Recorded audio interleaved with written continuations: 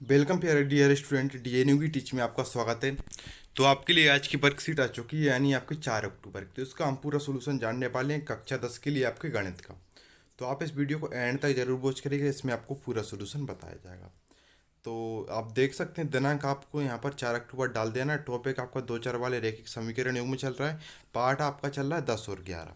तो विद्यार्थी को स्वयं लिखना है, विद्यालय का नाम, विद्यालय आपको यहाँ पर आपकी जानकारी के लिए फिल करना है। तो सबसे पहले हम सभी क्वेश्चंस को पढ़ लेते हैं। सभी क्वेश्चंस के बाद हम आपको इन सभी का सॉल्यूशन बताएंगे। तो आपका पहला क्वेश्चन है, विलोपन विधि द्वारा निम्नलिखित समीकरण को युग्म को हल कीजिए। तो ये आपको यहाँ पर समीकरण दिए, 2x+3y बराबर 13 और 4x+5y बराबर 23। तो आपको यहाँ पर दिए गए हैं ये आपके समीकरण। अगर आप एक भी क्वेश्चन को अच्छी सही तरीके से समझ लेते हो तो आज की वर्कशीट बहुत अच्छी आए। सभी क्वेश्चन बिल्कुल इजी हैं। तो आप अगर विलोपन विधि को समझ लेते हो तो आपके लिए यहाँ पर पूरा आपका सभी क्वेश्चन हल हो जाएंगे। इसके बाद आपको यहाँ पर नेक्स्ट है, जैसे कि 2x+3y बराबर 11 और 2x-4y -24 को विलोपन विधि से हल कीजिए, यानी आपको दोनों विलोपन विधि से हल करना है। फिर आपका क्वेश्चन दिए गए हैं, दो संख्याओं का अंतर 26 और एक संख्या दूसरी संख्या की 3 गुनी है, उन्हें ज्ञात कीजिए विलोपन विधि से। तो ये भी बहुत अच्छा क्वेश्चन है आपका। इसके बाद नेक्स्ट है आपका, 5 वर्ष बाद जेवक की आयु उसके पुत्र की आयु की 3 गुनी हो जाएगी। 5 वर्ष पूर्व जेवक की आयु उसके पुत्र की आयु की 7 गुनी थी, उसकी वर्तमान आयु क्या है विलोपन विधि से। तो भी हमको ये ज्ञात करना है। तो आपको सिर्फ इनमें कुछ नहीं करना, सिर्फ विलोपन विधि आना चाहिए हमको। तो सबसे पहले हम पहले क्वेश्चन का आंसर देख लेते हैं। इससे पहले आप जो साथी चैनल से पहली बार जुड़ रहे हैं, चैनल को सब्सक्राइब कर लें, बेल आइकन जरूर प्रेस करें, जिससे आपको हर दिन की वर्कशीट का आपको सोल्यूशन मिलता रहे।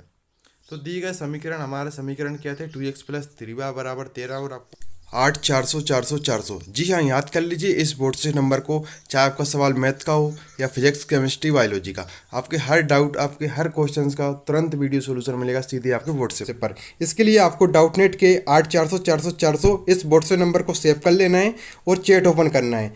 जो भी डाउट हो इसकी आपको यहाँ पर फोटो खींचनी है और अच्छी तरीके से क्रॉप करना है। आपको 5 सेकंड के अंदर आपको इसका वीडियो सोल्यूशन मिल जाएगा। क्लास 6 से 12 IIT, JEE, NEET, CBSE boards और अदर स्टेट बोर्ड के बच्चों के लिए। तो देर किस बात की, 8 400 400 400 पर अपना सवाल व्हाट्सएप कीजिए और अपने डाउट को क्लियर कीजिए। लिंक वीडियो के डिस्क्रिप्शन में है। हमारा दूसरा समीकरण था 4x+5y बराबर 23। तो इन दोनों समीकरण को हमको एक समीकरण का मान यहाँ से हमको सेम बनाना है। या तो हम y का मान सेम बना सकते हैं या हम x का मान सेम बना सकते हैं। अगर यहाँ पर आपका जैसे कि 2x यहाँ पर है, अगर यहाँ पर 2x था हमको कोई प्रॉब्लम नहीं थी। ये आपका एक समीकरण हमको कैंसिल करना है। यहाँ पर आपको 3y था, यहाँ पर हमको 5y था। तो यहाँ पर भी सेम समीकरण है। अगर किसी में सेम आ जाए फिर हमको नहीं करना।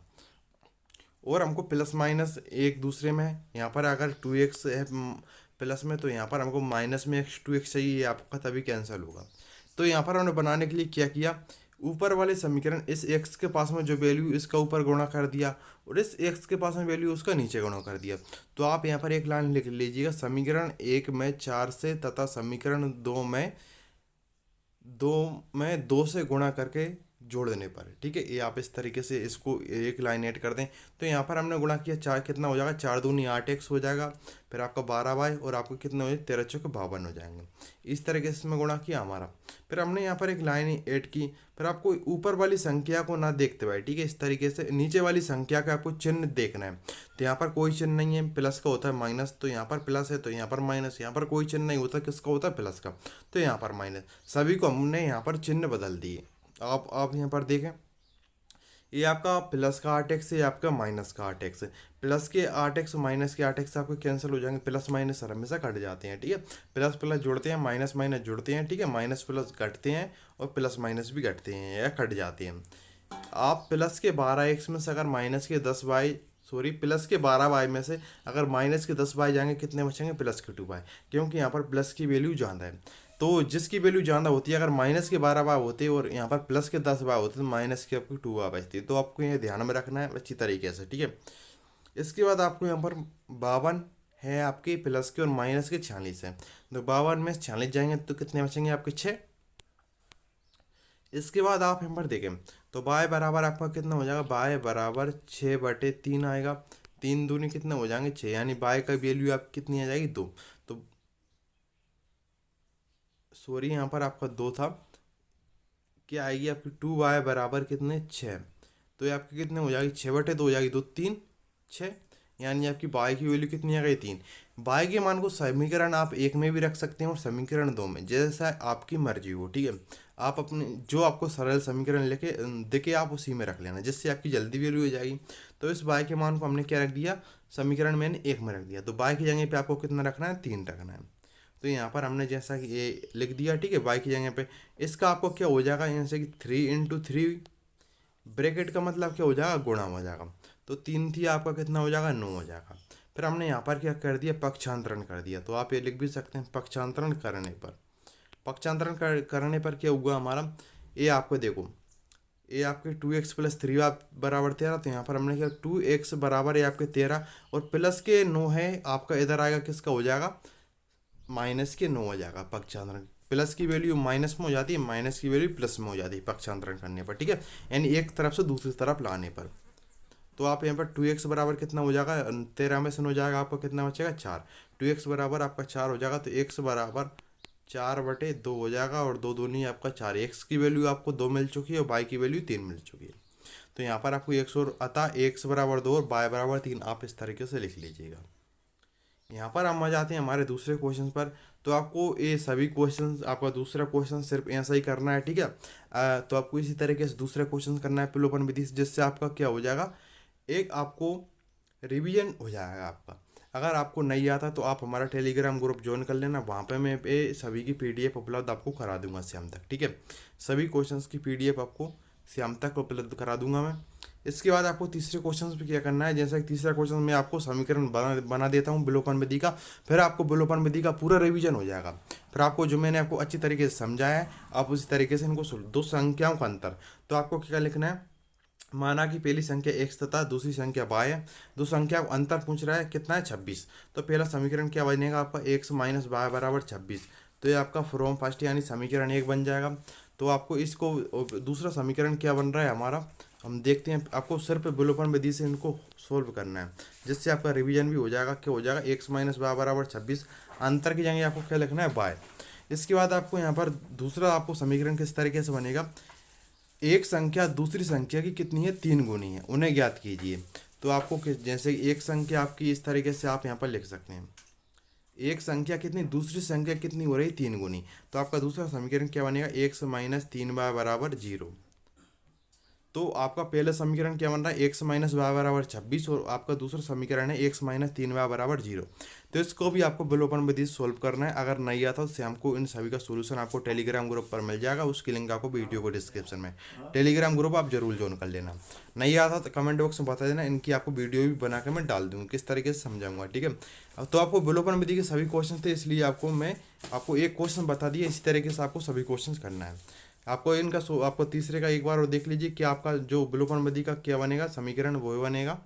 एक बार और लिख देता हूँ मैं, जैसे कि आपका x - y बराबर 26 आपका पहला समीकरण बनेगा, दूसरा बनेगा x - 3y बराबर 0। तो ये आपका दूसरा समीकरण है। तो इसको आपको सिर्फ विलोपन विधि से सोल्व करना है। इसके बाद हमारा 4 क्वेश्चन है, 5 वर्ष बाद जेबक की आयु उसके पुत्र की आयु की 3 गुनी हो जाएगी। तो आपको सिर्फ क्या करना है, उसी तरीके से मान लिया, जैसे कि माना जेबक की आयु x वर्ष तथा उसके पुत्र की आयु कितनी है y वर्ष है, इस तरीके से मान लेना है। तो आपको यहाँ पर जैसे कि x बराबर आपको और y इस तरीके से लिख लेना है। फिर क्या पूछ रहे हैं 5 वर्ष बाद, तो इसमें आपको 5 ऐड कर देना है। 5 वर्ष बाद कितनी, इन दोनों में आपको 5 लिख लेना है। 5 वर्ष बाद जेबक की आयु उसके पुत्र की आयु की कितनी 3 गुनी, तो आपको यहाँ पर 3 लिखना है। जो हमारा समीकरण बनेगा क्या बनेगा, x + 5 बराबर 3y + 15। तो ये आपका 3 5 है 15। तो यहाँ से हमारा समीकरण बना, तो बना x - 3y बराबर ये आपके 15 है। आपको पक्षांतर करने पर 5 इधर आएंगे, प्लस के यहाँ तो माइनस हो जाएंगे। तो आपका ये बना समीकरण x - 3y बराबर 10। ये आप नोट कर लें, पहला समीकरण बनेगा आपका, ठीक है। एक बार बोल रहा हूँ, x - 3y बराबर 10, ये आपका पहला समीकरण हो चुका कंप्लीट। दूसरा समीकरण देख लेते हैं किस तरह, 5 वर्ष पूर्व।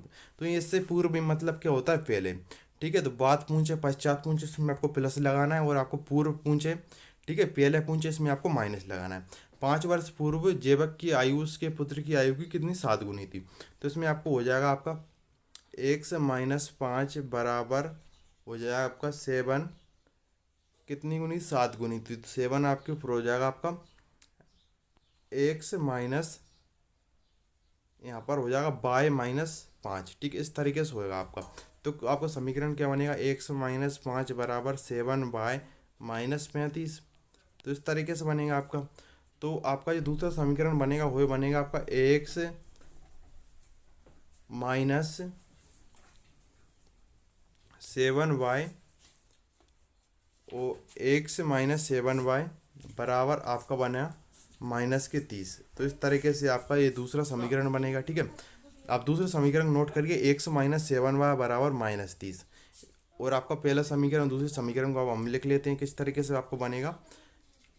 तो ये आपका पहला समीकरण क्या बना था, जैसे कि आपको बना था 5x और आपके यहाँ पर हो जाएगा, तो जैसा कि आपको मैं नोट करवाएं आप उस तरीके से इसको सोल्व करिएगा। ठीक है, एक बार इसको और मैं बता देता हूँ। 5 वर्ष बाद जेबक की आयु उसके पुत्र की आयु की 3 गुनी हो जाएगी। तो इसमें आपको समीकरण बना था 5x बराबर आपका 3y और आपका था +15 था, इस तरीके से था। तो आपका हो जाएगा जैसे कि x + 5 था, तो x-3y बराबर आपका 10, ये पहला समीकरण बना था। ठीक है, x-3y बराबर 10। और दूसरा समीकरण आपका बना है वो क्या बना है, जैसे कि 5 वर्ष पूर्व जेबक की आयु उसके पुत्र की आयु की कितनी 7 गुनी थी। तो x-5 बराबर आपके, तो आयु उसके पुत्र की आयु की कितनी थी 7 गुनी थी। तो आपको यहाँ पर जो करना है क्या था आपका x-5 और आपका यहाँ पर 7 से गुणा होगा। तो x-5 बराबर 7y-35। तो आपका जो क्या था x-7y बराबर -30 आपका दूसरा समीकरण बनेगा। तो इन आपको समीकरणों को क्या विलोपन विधि से सोल्व करना है। अगर आपको नहीं आते शाम तक मैं वीडियो बना दूंगा और टेलीग्राम ग्रुप पर इन सभी का पूरा सोल्यूशन भी भेज दूंगा। तो मिलते हैं नेक्स्ट वीडियो में। Thank for watching video.